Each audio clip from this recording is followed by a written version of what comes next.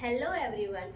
In the last lecture we have discussed about the introduction of locomotion and movement and the structure of the muscles, like different types of the muscles. We have discussed the structure of the skeletal muscles, how they look like, what was the structure, what are the structures of myofibrils and the sarcomere, the different type of bands, that is A, I and H bands, how they move when the contraction take place, that we have discussed in the last lecture. Now proceeding further, we will discuss about the two main protein, that is contractile protein, thin filament and thick filament, that is actin and myosin. We will discuss their structure and the main thing, the contractions of the contraction mechanism, the mechanism of contractions of the skeletal muscles, that we will discuss. Let's start. First of all, we will start with the thick filament. Okay, everybody know that thick filament is nothing but the myosin, and another name of the thick filament is the dark band. What's the name? Dark band. And what we called it? Myosin. One single thick filament contains about 300 myosin. How much? 300. One thick filament contains 300 myosin. And what this myosin contain? Myosin contain 2 heavy polypeptide and 4 light polypeptide. What it contain? It contains 2 heavy polypeptide and 4 light polypeptide.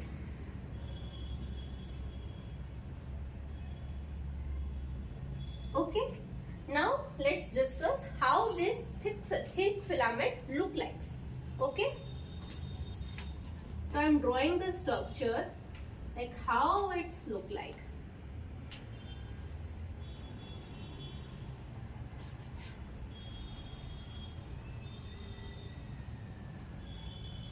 Okay, it's a double layer structure.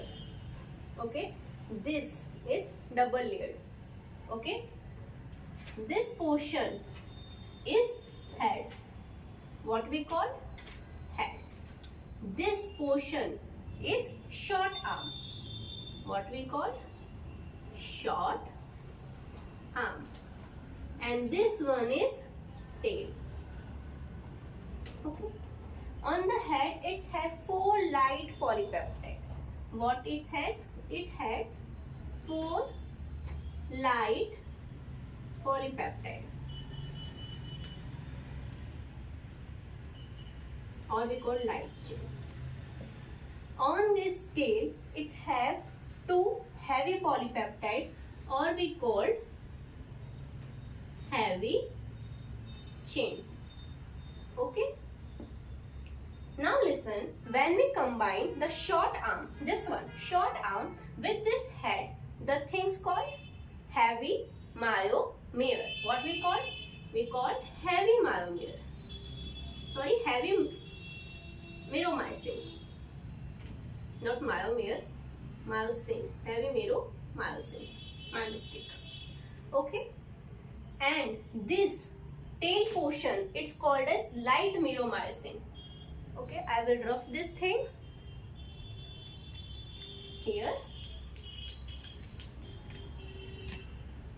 This portion we call light meromycin.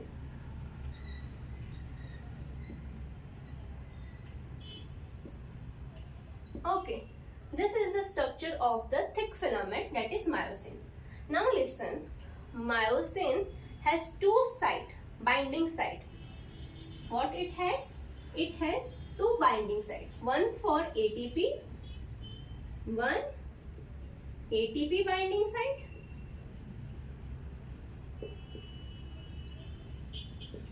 and one actin binding site. Actin binding site. Okay, these binding sites are present on the head here. Okay, this is about the thick filament. Listen one thing, remember this type, the thin filament and the thick filament, that is actin and myosin. Like remember this. Listen, both like actin and myosin, both are the best friend and they both have the heart feeling for each other. That's why they both have the binding site for each other. Actin has the myosin binding site and myosin has the actin binding site, and they want to bind each other at that binding site, and because of that binding site contraction take place. Okay, that we will discuss further. I will show you where they bind, but let's hope so this thick filament structure is clear. Now we will proceed with the thin filament, that is actin. Thin filament is not only made up of actin, but it's also made up of two different things. This is thin filament. Thin filament we also called as light band. What we call light band. Now this thin filament is made up of three different things. First is actin, the contractile protein. Another one is troponin, and last one is tropomyosin.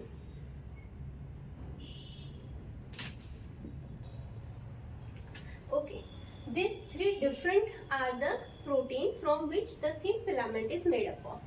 The troponin is further divided into three types: troponin I, troponin C, and the troponin T. Okay. Now we will proceed with the structure of the thin filament. Startingly, the thin filament is present in the form of monomer. This is the thin, and here is the binding site for the myosin.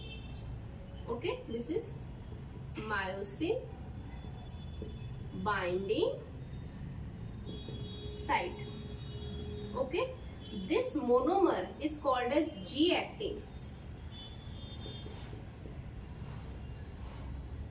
This monomer is polymerized in the presence of magnesium to form fibrillar structure. And this structure is double layer, double helical structure. And this is called as F-actin. Okay. Now we will draw the structure of this thin filament.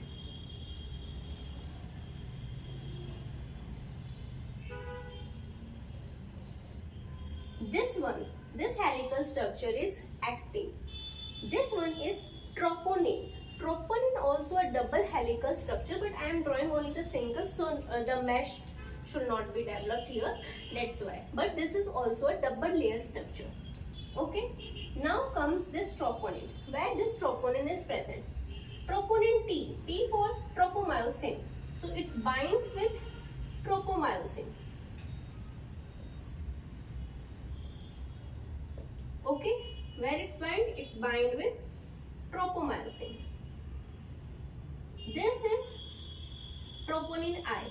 Remember one thing, I have told you that the actin and myosin both are heart filling for each other, both have the binding site for each other. Okay, and I have told you this one globular structure have the binding site for the myosin. So this is have the binding site for the myosin here. So what's troponin I will do? Troponin I will bind here at this, the binding site of myosin. That's why it's called as troponin I is inhibit the binding site of the myosin. Okay. Now comes the troponin C. Troponin C is the binding site of calcium. It's present over the troponin I and troponin T here. Okay, so this is the structure of our thin filament. Got it? Now we will go for the how this binding and all take place. The contraction mechanism.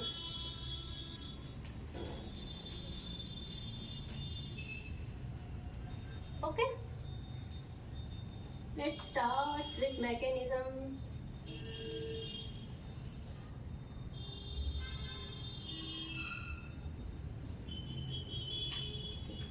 this is muscle. Okay, this place between this is synaptic cleft.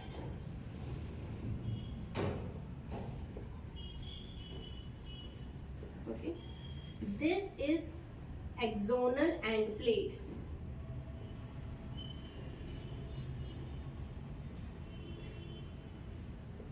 Inside this there are some round structure called as synaptic vesicle.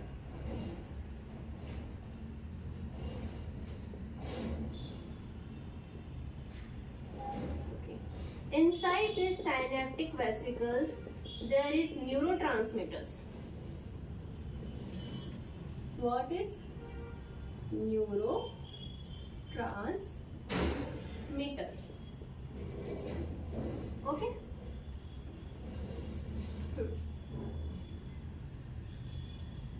Now listen what happens. You have studied the thing like how this in the neuron chapter, how the neuron stimulation takes place.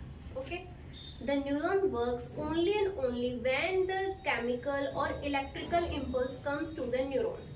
Got it? So here also it's work when the electrical impulse comes to the neuron.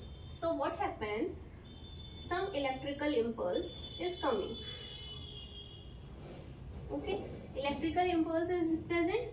When electrical impulse comes, this channel gets open, ion channel, and from this channel calciums enter into this neuron. Calciums enter, the concentration of calcium increases, and because of that these synaptic vesicles which carry neurotransmitter. What is neurotransmitters? Neurotransmitters are the chemicals which are responsible for the action.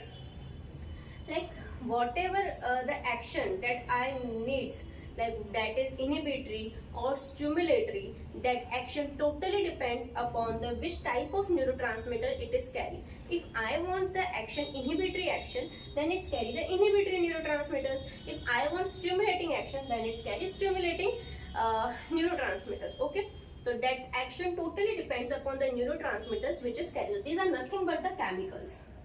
What? Chemicals. Okay, so because of the increased concentration of calcium, these synaptic vesicles come at the end of the axonal end plate and burst, and the burstation cause release of these chemicals, the release of these neurotransmitters in the synaptic cleft. Okay, and these neurotransmitters will bind to these receptors. Okay, let's example, these neurotransmitters are acetylcholine. Okay, this acetylcholine bind with this receptor.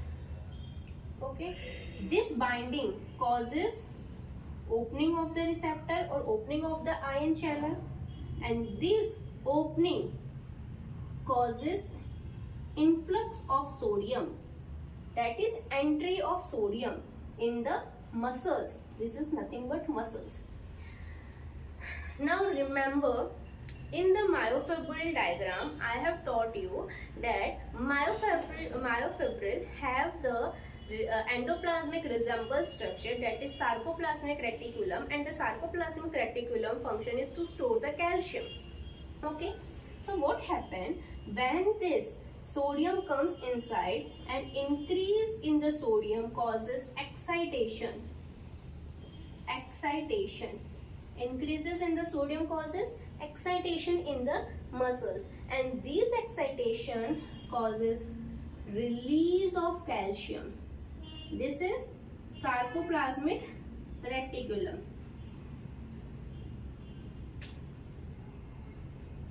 Sarcoplasmic reticulum.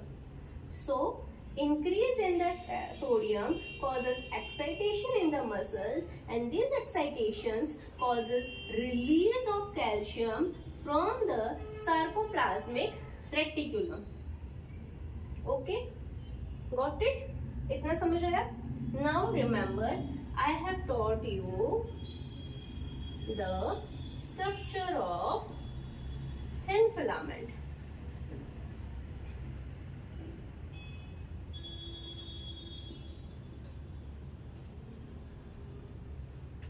Okay, this. Okay, I have told you this troponin C is responsible for binding of the calcium. So, this release of calcium comes to this and get attached here. What's happened? This calcium attached here. When the calcium attached, this calcium attachment of the calcium causes the movement of whole this in this one direction.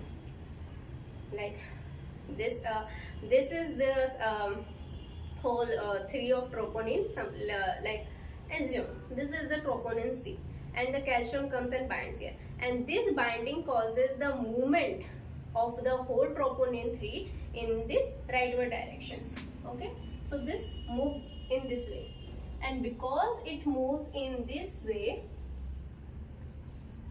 now it's look like this.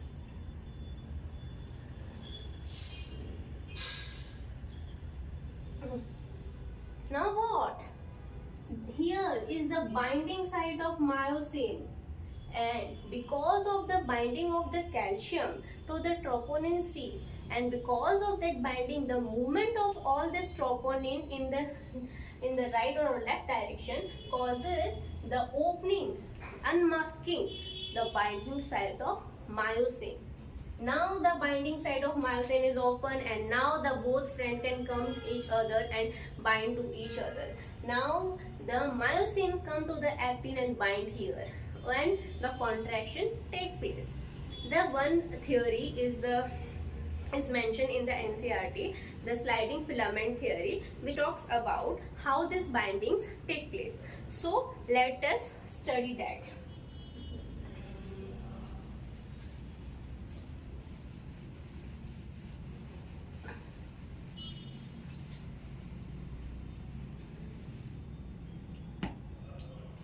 Okay, so what we are discussing now? Sliding filament theory. Okay,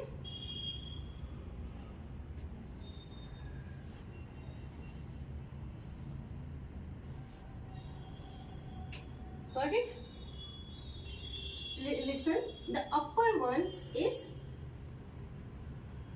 thin filament, actin one, and the lower one is thick filament, that is myosin one. Okay, I have told you myosin structure look like this. And the myosin have the binding site. Which binding site? ATP and actin binding site. So it has ATP binding site. So ATP comes to this, and with the use of ATP, the myosin will move like this. With the use of ATP, the myosin will uses the ATP and releases the ADP plus 1-phosphate. And with the utilization of one molecule of ATP, it moves upward and bind to its best friend's position, that is actin binding site. The myosin will bind on the actin. Okay, and form the cross bridge. What it forms? It forms the cross bridge. Now remember, when I have told you about the sarcomere, I have told you about the different bands. And these, I have told you one thing. When the contraction take place, these bands moves inward. All the bands moves inward. So these, the thin and thick filament will move inward like this. It will move like this. Now the contraction has take place and they move inward. Now they will relax. The contraction is completed. Now muscles will come to the original positions and it look like this. And who help in the muscles to come their original position is the protein dystrophin, which is present spring-like structure to the myofibril. Okay, So that protein helps the this thick and thin filament to comes to their original positions. Okay, so it comes to their original positions like this.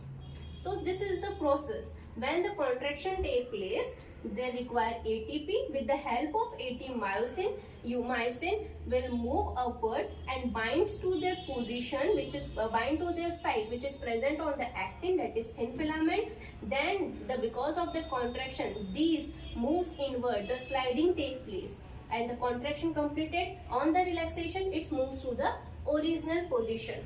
So this is the whole sliding filament theory.